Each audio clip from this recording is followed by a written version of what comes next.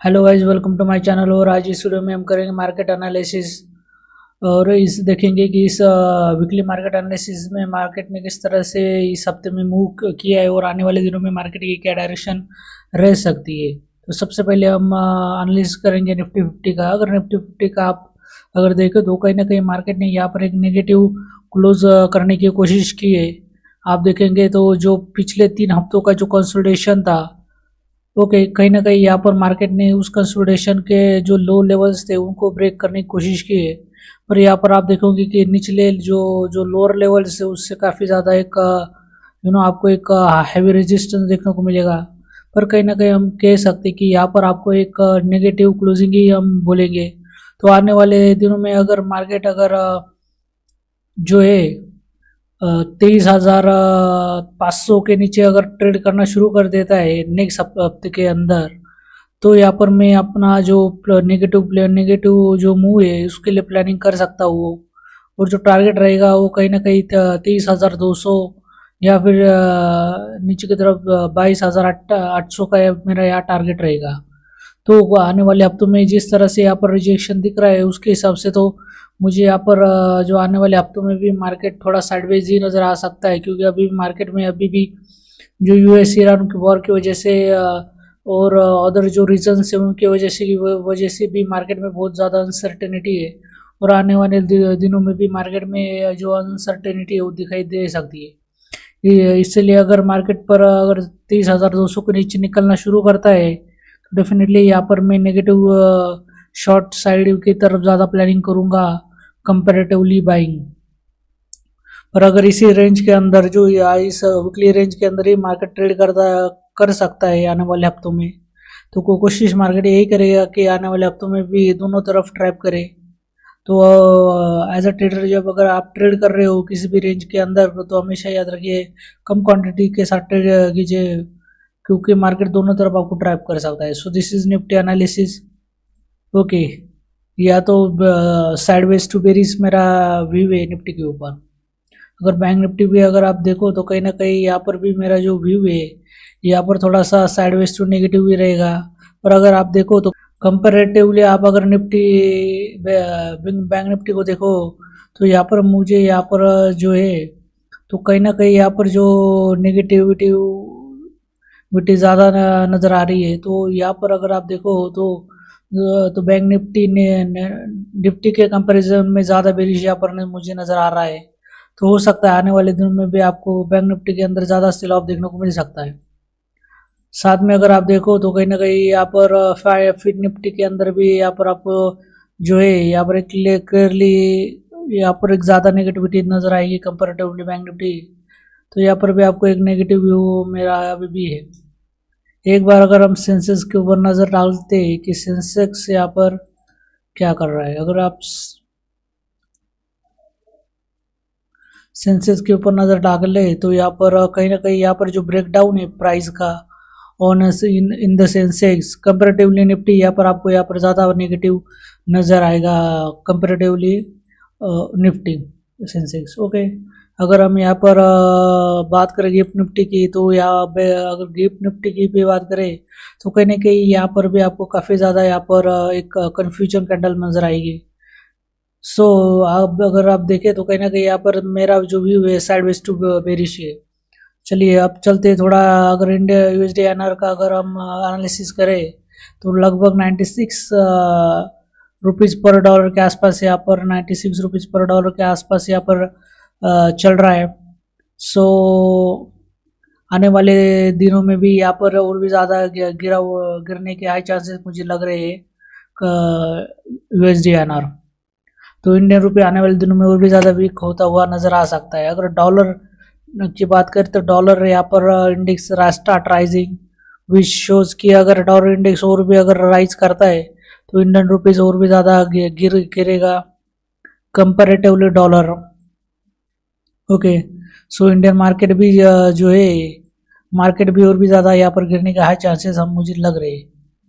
Okay, so this is not good for Indian market.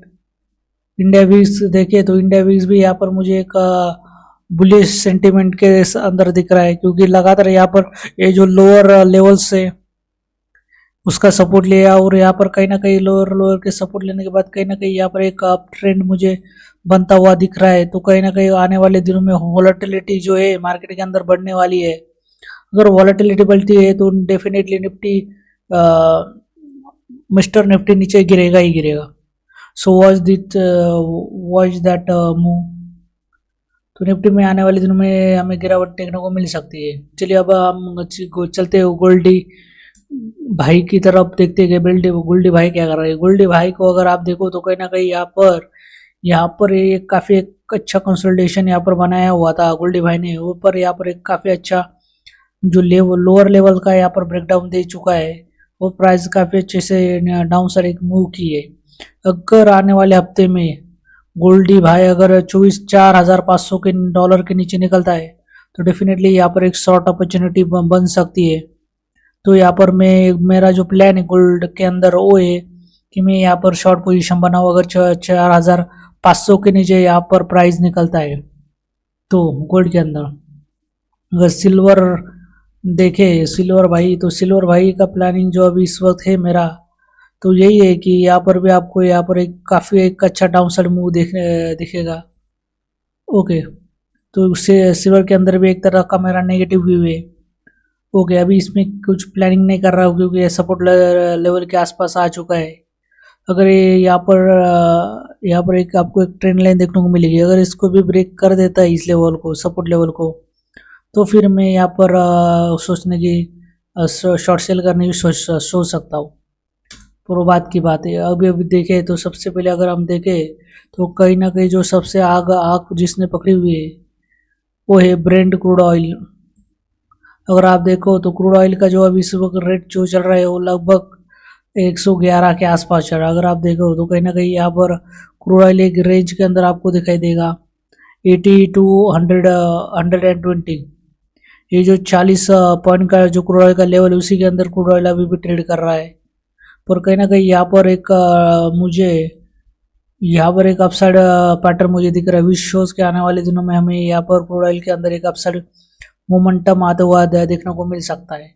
पर अभी अगर आप देखो तो क्रूड ऑयल कहीं ना कहीं 111 के आसपास चल रहा है, which is not good for Indian market. अगर ये क्रूड ऑयल और भी ज़्यादा महंगा होता है, $120 का जो अपना ऑल टाइम हाई लेवल को अगर क्रूड ऑयल ब्रेक कर देता है तो इंडियन मार्केट में काफ़ी ज़्यादा गिरावट होगी क्योंकि इससे इन्फ्लेशन बढ़ेगा।